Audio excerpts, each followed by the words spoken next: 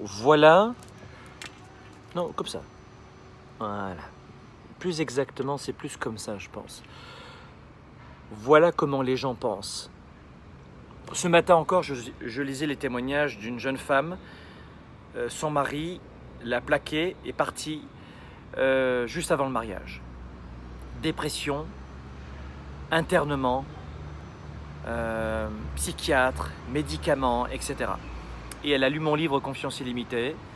Et long story short, cette jeune femme qui témoignait encore ce matin est dans le programme Spark.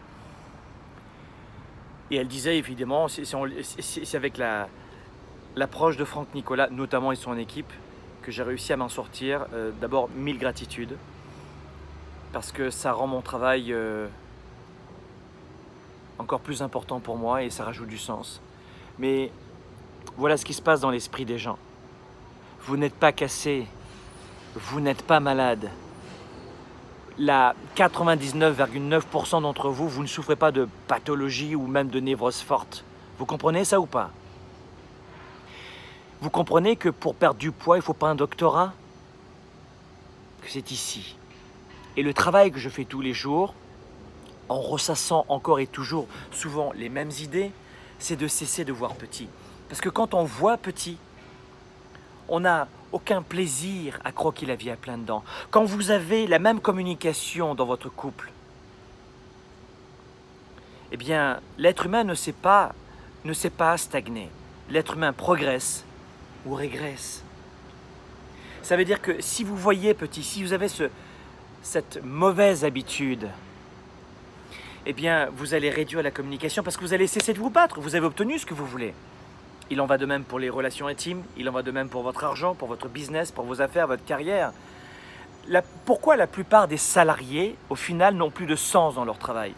La plupart d'entre eux voulaient ce travail. On ne leur a pas demandé de venir de force. Certains sont venus parce qu'ils avaient besoin d'un travail alimentaire, ou parce qu'il fallait bien travailler. Hein, il faut bien gagner sa vie. Mais voilà comment les gens pensent. Qui vous a appris ça? Qui vous a injecté qu'à notre époque, encore aujourd'hui, notamment, je parle ici au Canada où j'habite, ou alors en Europe, ou dans beaucoup de pays dans le monde, mais l'esclavagisme, c'est fini. Ça revêt encore différentes formes aujourd'hui malgré tout. Et notamment, la plus grande source de contraintes que l'on a, c'est de faire un travail qu'on n'aime pas, c'est de vivre une vie dans laquelle on n'est pas bien, c'est de se sentir obligé, enfermé. Pourquoi? Parce qu'on pense petit. Parce qu'on pense petit. Dans le sport, si vous ne cessez pas de vous pousser, je ne parle pas de se faire des claquages, des tendinites, d'avoir des infarctus, etc. D'accord? Je ne dis pas cela. Mais de se pousser un petit peu plus. Allez, il est 5 heures du matin, j'ai pas envie d'y aller, mais allez, je vais faire une petite marche de 30 minutes. Et après, je prendrai ma douche, j'irai au travail, je serai bien. Dans le travail, c'est la même chose. C'est la fin de la journée. Allez, je vais passer un appel supplémentaire. Et peut-être que c'est cet appel qui va faire toute la différence pour mon développement d'affaires, de commission, mon salaire, ma satisfaction personnelle aussi. Mes enfants, oh, j'ai pas envie de parler ce soir, papa, il est fatigué. What? S'il y a une bombe qui explose dans ta maison, tu vas voir si tu es fatigué. Tu vas sortir rapidement. C'est juste de la psychologie. Je peux pas, c'est pas possible, je suis pas capable. Parce que vous voyez petit. Quand tu es chercheur d'emploi, en reconversion professionnelle, si tu n'envoies pas minimum 50 CV par jour, tu ne cherches pas un emploi. Tu vois petit. Cessez de voir petit. Je lisais encore le témoignage d'une femme ce matin qui est une nouvelle étudiante du programme Spark, qui refermait. Donc je ne vous parle pas de cela pour vous inviter dans ce programme. Et son mari l'a plaqué, il est parti à quelques jours du mariage. Elle a pété un plomb, le cerveau il n'a pas compris ce qui se passait, trop de stress, l'amygdale cérébrale, boum, elle a déconnecté le cortex préfrontal, le cerveau cognitif a moins fonctionné, il dit hop, ça suffit, hop, on arrête tout. Et comme elle n'avait pas de stratégie, autre que tout déconnecter, eh bien elle a été internée. Psychiatre, médicaments, etc. Parfois c'est très bien, hein. Parfois il n'y a pas d'autre choix que de prendre des antidépresseurs qui font un peu l'effet, si tu veux, au niveau des neurones, notamment des connexions synaptiques comme les électrochocs à l'époque, si tu veux. Ça dresse un petit peu toutes les synapses et on y va. Sauf que les médicaments, etc. La recherche démontre que parfois le sport a autant d'effets bénéfiques, tu vois. Et puis faire de la psychothérapie alors que tu es en pleine dépression, le cortex préfrontal il fonctionne plus, tu vois. Donc demander à quelqu'un de réfléchir pendant plusieurs séances alors que l'aspect cognitif du cerveau fonctionne très mal, je suis pas sûr. Je pense que des fois il y a une approche qui peut être différente. Des fois c'est intéressant, mais souvent. Et elle disait, j'ai commencé à regarder des vidéos de Franck dans les médias sociaux, 1, 2, 3, 4, 5, 6, 7, j'ai lu son livre Confiance illimitée, et puis je m'en suis sorti. Elle est sortie de cette maison d'internement contre l'avis des médecins, qui souvent ne connaissent pas autre chose, et ça change. Et puis aujourd'hui, elle est redressée, elle est sur les pattes, et elle est repartie dans une nouvelle vie. Mais à la base, si vous ne pensez qu'à ça comme solution, qu'à ça comme communication, si vous ne vous voyez que comme ça, qu'est-ce qui s'est produit avec cette femme? Elle ne voyait pas son avenir sans cet homme. Et elle se disait, la seule façon de pouvoir gérer mon stress aujourd'hui, c'est de faire le bébé qui pleure. Je pleure, on me change la couche. Je pleure, on m'amène un biberon. Sauf qu'à l'âge adulte, de pleurer, ça sert à rien. Tu comprends ça? Et vous êtes beaucoup de moins de 20 ans, moins de 15 ans, de plus en plus à m'écouter en ce moment. Mais ça sert à rien de pleurer. Bon, t'as mal, pleure, 1 heure si tu veux, va sous la douche, allez, tu feras moins pipi. Mais ça sert à rien de pleurer. Oui, mais ça fait du bien, ça libère, d'accord, 1 heure, vas-y chérie. Mais ça sert à rien de rester dans le passé, la négativité, plus d'1 heure si tu veux. Allez, 1 heure, vas-y. Après tu boiras un bon verre d'eau pour te réhydrater, mais d'accord, 1 heure. Mais la vie est trop courte, les amis, pour perdre son temps. Et cette jeune femme,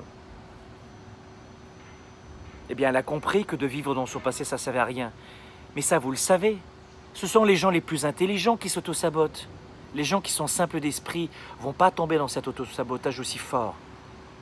Quelqu'un d'intelligent va avoir cette propension à couper le cheveu en 25. Je lisais le témoignage. Non, très exactement, je ne l'ai pas lu.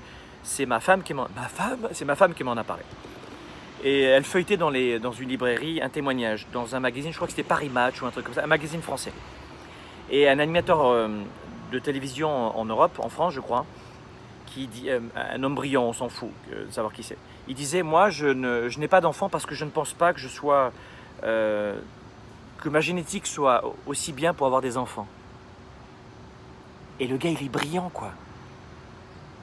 Alors, je ne sais pas les termes exactement qu'il utilisait, c'est « mais je ne suis pas assez bien pour avoir des enfants ». What? Vous voyez ce que je veux dire? Ce ne sont pas les gens les moins intelligents qui sont les moins heureux. Donc, faites attention à votre cerveau. Et la première des choses à faire, c'est de cesser de voir petit. Cessez de voir petit. J'ai été coach mentor pendant des années pour des coachs qui voulaient devenir professionnels. Ils avaient besoin d'avoir un coach mentor. J'ai fait ça longtemps. Et je leur disais, quand vous avez des clients, inspirez-les à avoir des grands projets. Oui, mais parce que moi, à l'école de coaching, on m'a appris que si c'était des trop grands projets, on pouvait se décourager si on ne les atteignait pas. What? Mais qui est motivé par une petite maison, une petite vie, une petite sexualité, un petit salaire, un petit chien? Bon, les petits chiens peut-être, mais vous voyez ce que je veux dire? Qui est motivé par ça? On aspire tous à être des grandes personnes. On aspire tous à faire de l'impact auprès des autres. On aspire tous à être un bon papa, une bonne maman, à faire la différence pour les autres. On n'a pas du tout envie d'être médiocre. Oh super, aujourd'hui je vais être médiocre, vive la vie! Qui se lève le matin en disant « Chouette, je vais être malheureux aujourd'hui, sympa !» Ah, génial! Il fait un beau soleil, comment je pourrais être malheureux aujourd'hui? Mais non les amis, à moins qu'il y ait une pathologie. Mais on aspire tous à faire la différence. Trouvez votre technique, votre voie, votre chemin, votre façon de faire, de voir et de vivre les choses et la vie. Mais cessez, de voir petit. Voyez grand et en couleur. Et si tu n'y arrives pas, c'est pas grave. Et la méthode pour y arriver? One step at a time. Une échelle, un barreau de l'échelle à la fois. Et je redescends et je remonte 2. Mais n'abandonnez pas. Oups. N'abandonnez pas. Et justement, c'est intéressant ce qui vient de se passer avec la vidéo là. Hey, visez en hauteur, visez grand.